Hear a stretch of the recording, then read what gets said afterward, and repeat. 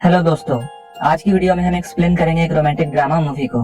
ये 2000 में रिलीज की गई एक हॉलीवुड मूवी है और इस मूवी का नाम है क्विल्स। इस मूवी में हम एक ऐसे राइटर को देखते हैं जो हमेशा एडल्ट स्टोरीज लिखा करता था। वो राइटर एक असाइलम में होता है। उसकी एडल्ट स्टोरीज की वजह से उसे बहुत कुछ झेलना पड़ता है, लेकिन वो अपने इरोटिक स्टोरीज को लिखना नहीं छोड़ता है। उस राइटर की मदद एक लड़की करती है, लेकिन वो राइटर उसी लड़की के साथ इंटीमेट होना चाहता है। इसके बाद आगे क्या होता है ये हम मूवी में देखेंगे। तो चलिए इस मूवी को शुरू करते हैं। इस मूवी की शुरुआत में हम एक मेडेलिन नाम की लड़की को देखते हैं। ये एक असाइलम में लॉन्ड्री गर्ल का काम करती है। यहीं पे एक राइटर को बंद कर दिया गया था और इस राइटर का नाम मार्की है। हम लोग देखते हैं मार्की को कुछ भी लिखना अलाउड नहीं है, लेकिन वो अपनी स्टोरीज मेडेलिन के जरिए बाहर की दुनिया में भेजता है। मेडेलिन उसकी स्टोरीज को सबसे छुपते हुए बाहर देकर आती है। मेडेलिन का इंतजार एक आदमी कर रहा होता है जो कि पब्लिशिंग कंपनी की ओर से आया था। इसके बाद मार्की की बुक्स पब्लिश होती है। सब लोग उसके बुक को बहुत पसंद करते हैं और सब लोग उसके स्टोरीज के दीवाने बन जाते हैं। लेकिन उस जमाने में इस तरह के एडल्ट बुक को पढ़ना अलाउड नहीं था। जब मार्की की बुक के बारे में किंग को पता चलता है तब वो बहुत ज्यादा गुस्सा होते हैं। इसके बाद किंग मार्की के बुक्स के सारे कॉपीज को जलाने के लिए कहता है और वो यहाँ पर मार्की को मारने का ऑर्डर सुनाता है। लेकिन उसके सलाहकार किंग से कहते हैं अगर हम उसे अभी मार डालेंगे तब वो हिस्ट्री में एक लेजेंड की तरह जाना जाएगा, इसलिए हम उसे नहीं मार सकते हैं। और इस तरह मार्की की जान बच जाती है। इसके बाद किंग और उसके सलाहकार मिलकर एक नया सोल्यूशन निकालते हैं और अब वो एक डॉक्टर को असाइलम में भेजना चाहते हैं और ये डॉक्टर मार्की को ट्रीट करेगा। हम लोग देखते हैं डॉक्टर बहुत ही निर्दयी है और वो अपने पेशेंट को बहुत टॉर्चर करता है। अब यही मार्की के साथ भी होने वाला था। वहीं दूसरी ओर हम एक प्रीस्ट को देखते हैं जो कि असाइलम में मेडेलिन को लिखना और पढ़ना सिखा रहा था। मेडेलिन प्रीस्ट को बहुत लाइक करती है, लेकिन प्रीस्ट को ये बात नहीं पता है। मार्की की स्टोरी मेडेलिन अपने फ्रेंड्स को सुनाती है। मार्की की स्टोरीज को सुनकर मेडेलिन के फ्रेंड्स खुश हो जाते हैं। मेडेलिन मार्की के पास उसके कपड़े लेने के लिए जाती है, लेकिन मार्की उसे अंदर बुलाता है। मार्की की बुक से जो भी सेल हुआ था इसके थोड़े पैसे वो मेडेलिन को देता है। मेडेलिन यहाँ मार्की से कहती है तुम्हारे पब्लिशर को तुमसे और भी बुक्स चाहिए और वो तुमसे और भी स्टोरीज चाहते हैं। मार्की मेडेलिन से कहता है मैंने एक और स्टोरी लिखी है, लेकिन अगर तुम्हें ये चाहिए तो तुम्हें कुछ देना होगा। हर एक पेज के लिए तुम्हें मुझे किस देना होगा। इसी तरीके से मेडेलिन उससे एक एक पेज लेने लगती है और मार्की उसे किस करने लगता है। तभी वहाँ पर प्रीस्ट आ जाता है। प्रीस्ट उसे यहाँ से जाने के लिए कहता है। इसके बाद प्रीस्ट मार्की के पास जाता है और वो उसे समझाता है इस दुनिया में ऐसे बहुत से अच्छी अच्छी चीजें हैं जिसके बारे तुम लिख सकते हो। लेकिन मार्की कुछ और बात समझ में नहीं आती है और वो प्रीस्ट से कहता है जो चीज हमारे जनरेशन को आगे बढ़ाती है मैं उसके बारे क्यों ना लिखूं, और मैं उन्हीं चीजों के बारे में लिखता हूँ। मेरे हिसाब से इसमें कुछ भी गलत नहीं है। इसके बाद हम लोग देखते हैं वो डॉक्टर असाइलम में पहुंच चुका है। वो डॉक्टर आकर प्रीस्ट से मिलता है। इसके बाद डॉक्टर प्रीस्ट से कहता है कोई भी यहाँ प्रॉब्लम आती है तो मैं उसे हैंडल करूंगा। डॉक्टर को मार्की की हिस्ट्री के बारे में पता था। मार्की जब एक यंग था तब उसने एक मर्डर किया था और वो हमेशा पागलों की तरह बातें करता था और इसलिए उसे असाइलम में डाल दिया गया। प्रीस्ट उससे पूछता है तुम्हें इस असाइलम में क्यों भेजा गया है। तब डॉक्टर उसे बताता है मार्की की स्टोरी पूरे किंगडम में फेमस हो चुकी है और वो कहता है किंग ने मुझे खुद यहाँ भेजा है ताकि मैं मार्की का इलाज कर सकूं। और वो प्रीस्ट को ये दिखाता है वो मार्की को किस तरह टॉर्चर करने वाला है। डॉक्टर ये भी कहता है मैं उसे इतना टॉर्चर करूंगा कि वो लिखना छोड़ देगा और लिखने के नाम से ही डरने लगेगा। प्रीस्ट को ये सब बहुत गलत लगता है। इसके बाद प्रीस्ट डॉक्टर से कहता है मैं खुद मार्की से बात करूंगा, वो मान जाएगा और लिखना छोड़ देगा। प्रीस्ट का ये मानना था मार्की के दिमाग में जो भी गंदगी भरी हुई है अगर वो उसे लिख देगा तो उसका दिमाग बिल्कुल साफ हो जाएगा, इसलिए वो उसे राइटिंग से नहीं रोकता था। इसके बाद वो मार्की के पास जाता है और उसे समझाने की कोशिश करता है कि उसे एडल्ट स्टोरीज लिखना छोड़ देना चाहिए, लेकिन मार्की प्रीस्ट की बात नहीं मानता है। इसके बाद प्रीस्ट जब उस रूम से बाहर आता है तब डॉक्टर उससे पूछता है मार्की ने क्या कहा। प्रीस्ट उसे झूठ कह देता है कि मार्की मान चुका है और वो अब कुछ भी नहीं लिखेगा। प्रीस्ट ये नहीं चाहता था कि मार्की टॉर्चर हो और इसलिए उसने डॉक्टर से झूठ कहा। वहीं दूसरी ओर हम डॉक्टर को देखते हैं जो कि एक अनाथ लड़की को लेने के लिए आया है और वो उससे शादी करने वाला है और इस लड़की का नाम सिमोन है। सिमोन चर्च में ही रहती है और चर्च की नन ने उसे बचपन से ही पाला है। नन उससे कहती है तुम्हें यहाँ नहीं रहना पड़ेगा और तुम्हारी शादी होगी। अगर तुम यहाँ रहती तो तुम्हें भी एक नन बनना पड़ता। तुम्हारी किस्मत बहुत अच्छी है क्योंकि तुम एक डॉक्टर के साथ जा रही हो।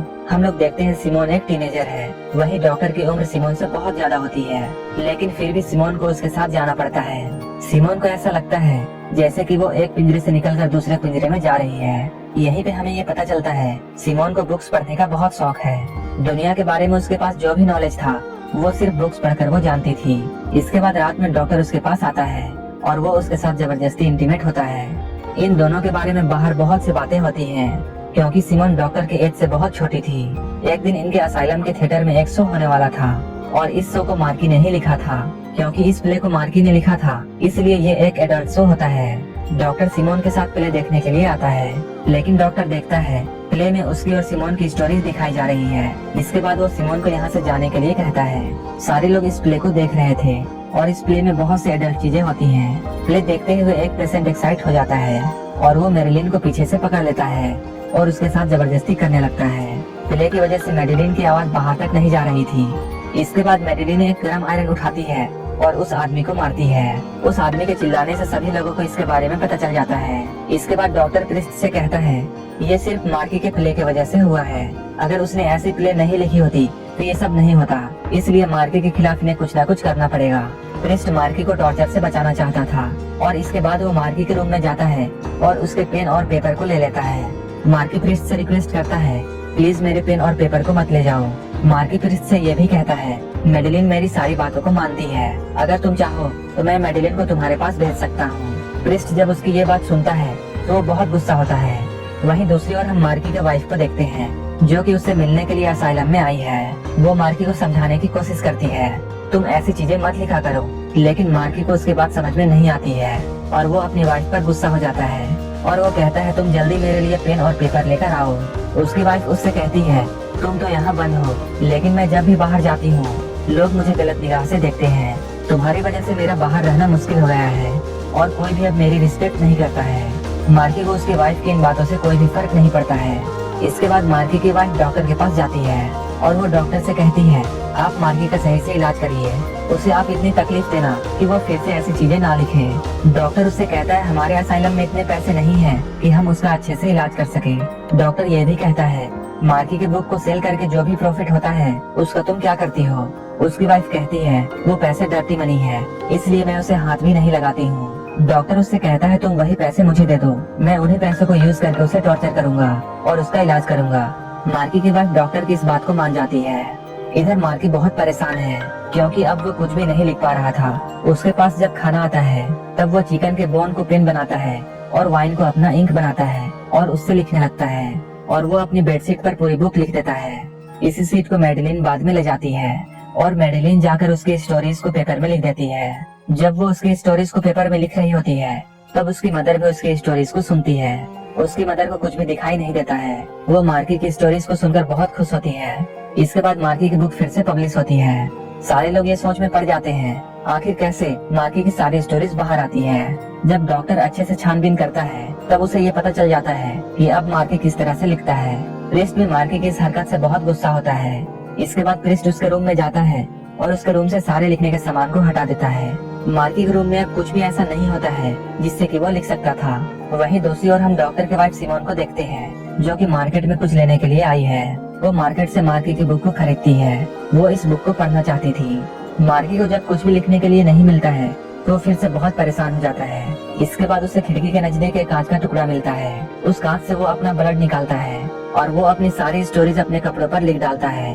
जब मैडिलिन ये सब देखती है तब वो मार्की से बहुत इम्प्रेस होती है। डॉक्टर को जब ये पता चलता है तब वो मार्की पर बहुत गुस्सा होता है। इसके बाद क्रिस्ट मार्की के रूम में जाता है और उसके कपड़े भी उससे ले लेता है। क्रिस्ट मार्की को हर हाल में सुधारना चाहता था, लेकिन वो अपने इस काम में नाकाम रहा। इधर डॉक्टर को ये बात पता चल जाती है कि मैडिलिन ही वो लड़की है जो कि मार्की की मदद करती थी। इसके बाद वो लोग मैडिलिन को सजा देने के लिए उसे पकड़ लेते हैं। सब लोगों के सामने उसे कोड़े मारे जा रहे थे। जब क्रिस्ट ये देखता है तब वो जल्दी से जाकर मैडिलिन को बचाता है और वो सभी लोगों से कहता है, अगर वो किसी को पनिश करना चाहते हैं तो वो मुझे कर सकते हैं। लेकिन डॉक्टर क्रिस्ट को छोड़ देता है। इसके बाद क्रिस्ट मैडिलिन से बात करता है और वो मैडिलिन से पूछता है, तुम्हें इन स्टोरीज में इतनी इंटरेस्ट क्यों है? मैंने तुम्हें लिखना और पढ़ना सिखाया, अगर तुम चाहती तो अच्छी बुक्स पढ़ सकती थी। मैडिलिन उससे कहती है, मैं दिन भर काम करके बोर हो जाती हूँ, लेकिन मुझे मार्की की स्टोरीज बहुत इंटरेस्टिंग लगती है और इसलिए उसे मार्की की स्टोरीज पढ़ना पसंद है। हम लोग देखते हैं डॉक्टर के साथ उसका एक असिस्टेंट काम करता है। वो लड़का देखने में बहुत ही स्मार्ट और यंग है। सिमोन उसे धीरे धीरे पसंद करने लगती है। सिमोन उससे पूछती है, क्या तुम बुक्स पढ़ते हो? इसके बाद वो मार्की की बुक उसे दिखाती है। असिस्टेंट जब इन बुक्स को देखता है तब वो बहुत सरप्राइज होता है। इस बुक को देखकर वो सिमोन से कहता है, हमारे उम्र में इन बुक्स को पढ़कर कुछ नहीं होगा, हम लोगों को ये पढ़ने के बजाय प्रैक्टिकल करना चाहिए। धीरे धीरे इन दोनों के बीच अफेयर शुरू हो जाता है। वहीं दूसरी ओर प्रिस्ट और मैडेलिन एक साथ होते हैं। प्रिस्ट अब डिसाइड कर चुका है कि वो मैडेलिन को इस जगह से बहुत दूर भेज देगा, लेकिन मैडेलिन इस जगह से दूर नहीं जाना चाहती है। वो प्रिस्ट से कहती है, मैं किसी से प्यार करती हूँ और मैं उससे दूर नहीं जाना चाहती हूँ। प्रिस्ट उससे कहता है, क्या तुम मार्की से प्यार करती हो? तब मैडेलिन उससे कहती है, मैं तुमसे प्यार करती हूँ। इसके बाद ये दोनों क्लोज आते हैं और एक दूसरे को किस करने लगते हैं, लेकिन अचानक प्रिस्ट उसे अपने से दूर करता है। प्रिस्ट उससे कहता है, मैं भी तुमसे बहुत प्यार करता हूँ, लेकिन मैं तुम्हारे साथ नहीं रह सकता हूँ, क्योंकि प्रिस्ट को ये सब करना अलाउड नहीं है। मैडेलिन इस बात से बहुत हर्ट होती है। वहीं दूसरी ओर हम सिमोन और डॉक्टर के असिस्टेंट को एक साथ देखते हैं और अब ये दोनों एक दूसरे के साथ बहुत क्लोज हैं। ये दोनों डॉक्टर को एक लेटर लिखते हैं और इसके बाद ये दोनों एक साथ भाग जाते हैं। जब डॉक्टर को ये लेटर मिलता है तब वो बहुत ज्यादा गुस्सा होता है। जब सिमोन के रूम में वो जाकर सारी चीजों को चेक करता है तब उसे मार्की की लिखी हुई बुक मिलती है। इसके बाद वो मार्की से बहुत गुस्सा होता है और वो अपने सारे गुस्से को मार्की को टॉर्चर करके निकालता है। डॉक्टर मार्की को बहुत टॉर्चर करता है और अब मार्की बुरी तरीके से टूट चुका है। मैडेलिन मार्की से मिलने के लिए आती है और उसे स्टोरीज के बारे में पूछती है। मार्की कहता है, मैं बिल्कुल हार चुका हूँ और अब मैं कोई भी स्टोरीज नहीं लिख सकता हूँ। मैडेलिन उससे कहती है, तुम हारने वाले लोगों में से नहीं हो, तुम चाहो तो नई स्टोरीज बना सकते हो और तुम अभी के अभी मुझे एक स्टोरी बनाकर सुनाओ। तुम स्टोरीज सुनाते जाना और मैं उसे लिख लूंगी। इसके बाद रात में मार्की अपने बगल वाले रूम के आदमी को अपनी स्टोरीज सुनाता है और वो आदमी उन्हीं स्टोरीज को अपने बगल वाले आदमी को सुनाता है और इसी तरह ये स्टोरी ट्रैवल करते हुए मैडेलिन तक पहुंच जाती है और मैडेलिन उन स्टोरीज को लिखने लगती है। इन स्टोरीज को मार्की जब अपने साथी को सुनाता था तब मैडेलिन तक आते आते उन स्टोरीज के सेंटेंस बदल जाते थे, लेकिन फिर भी इन स्टोरीज को मैडेलिन लिख लेती है। इस स्टोरी के बीच में एक बार आग लगने का जिक्र होता है, क्योंकि ये एक असाइलम था। इसमें बहुत से पागल लोग थे। जब एक पेशेंट आग के बारे में सुनता है तब वो कैंडल लेकर अपने बेड को आग लगा देता है और इसके बाद वो हेल्प के लिए चिल्लाने लगता है। तभी सारे गार्ड्स वहाँ पहुँचते हैं। आग लगने की वजह से सभी लोगों को फ्री कर दिया गया था। मार्की की स्टोरी सुनकर सब लोग बहुत एक्साइट हो चुके थे। तभी वही पेशेंट मैडेलिन के सामने आ जाता है जिसने एक बार मैडेलिन के साथ जबरदस्ती करने की कोशिश की थी और उसके साथ फिर से जबरदस्ती करने लगता है। मैडेलिन के चीखने की आवाज जब प्रिस्ट सुनता है तब वो जल्दी से वहाँ पहुँचता है, लेकिन जब तक वो वहाँ पहुँचता उस पेशेंट ने मैडेलिन को मार डाला था। वो मैडेलिन को ऐसी हालत में देखकर बहुत रोता है। इसके कुछ दिनों बाद डॉक्टर प्रिस्ट से बातें करता है और वो प्रिस्ट से कहता है, ये सब मार्की की स्टोरीज की वजह से हुआ है, क्योंकि तुमने उसे सही से कंट्रोल नहीं किया, इसलिए तुम भी इसके जिम्मेदार हो। इसके बाद प्रिस्ट बहुत गुस्से में मार्की के पास पहुंचता है और वो मैडेलिन के बारे में उसे बताता है और उससे कहता है, ये सब तुम्हारी वजह से हुआ है। अगर तुम उस स्टोरी को सभी लोगों को नहीं सुनाते तो मैडेलिन आज जिंदा होती। प्रिस्ट मार्की से कहता है, मुझे पता है कि तुम भी मैडेलिन से प्यार करते थे। ये सुनकर मार्की टूट जाता है और वो बहुत रोता है। जो भी कुछ यहाँ हुआ था उससे मार्की को भी बहुत फर्क पड़ता है, लेकिन प्रिस्ट अब मार्की को सजा देना चाहता था और इसके बाद वो मार्की के टंग को कटवा देता है। जब ये बात आकर वो डॉक्टर को बताता है, डॉक्टर उसकी बात सुनकर उससे इम्प्रेस हो जाता है। रात में अचानक प्रिस्ट को बुलाया जाता है। जब ये लोग मार्की के पास जाते हैं तब ये लोग देखते हैं मार्की ने अपने वेस्ट से पूरे दीवार में एक स्टोरी लिख डाली है। मार्की इस वक्त बहुत पेन में होता है और वो अब धीरे धीरे मर रहा था और यहीं पर वो मर जाता है। प्रिस्ट को मार्की के लिए बहुत बुरा लगता है। प्रिस्ट मार्की से कहता है, तुम्हारे मौत को मैं वेस्ट नहीं होने दूंगा। इसके बाद हमें इस मूवी में थोड़े समय बाद का सीन दिखाया जाता है। इस सीन में हम देखते हैं इस असाइलम में एक नया प्रिस्ट आया है। मार्की की सारी स्टोरीज को अब डॉक्टर खुद ही पब्लिश कर रहा था। मार्की के स्टोरीज की वजह से इस असाइलम को बहुत से नुकसान हुए हैं और मार्की के बुक को बेचकर जो भी पैसे आएंगे उन पैसों से इस असाइलम को रिपेयर किया जाएगा। इसके बाद डॉक्टर न्यू प्रिस्ट को इस असाइलम में घुमाता है, जहां हम देखते हैं इस असाइलम का पहले वाला प्रिस्ट अब पागल बन चुका है। जो भी उसके साथ हुआ है इन सब की वजह से उसका दिमाग खराब हो जाता है और वो एक पागल बन जाता है। जैसी स्टोरीज मार्की लिखा करता था अब प्रिस्ट भी उसी तरह की स्टोरीज लिखने लगता है। प्रिस्ट ऐसे स्टोरीज को ना लिख सके इसलिए डॉक्टर उससे भी उसके पेन और पेपर को ले लेता है। प्रिस्ट डॉक्टर से रिक्वेस्ट करता है कि उसे पेन और पेपर दिया जाए, लेकिन डॉक्टर प्रिस्ट की बात को इग्नोर कर देता है और वहाँ से चला जाता है। हम लोग देखते हैं मैडेलिन के मरने के बाद उसकी माँ उसकी जगह काम करती है, क्योंकि वो लॉन्ड्री में काम करती थी। इसलिए जब वो प्रिस्ट के पास उसके कपड़े लेने के लिए आती है तब उसे वो इंक और पेन देती है और वो प्रिस्ट से कहती है, अगर मैडेलिन आज जिंदा होती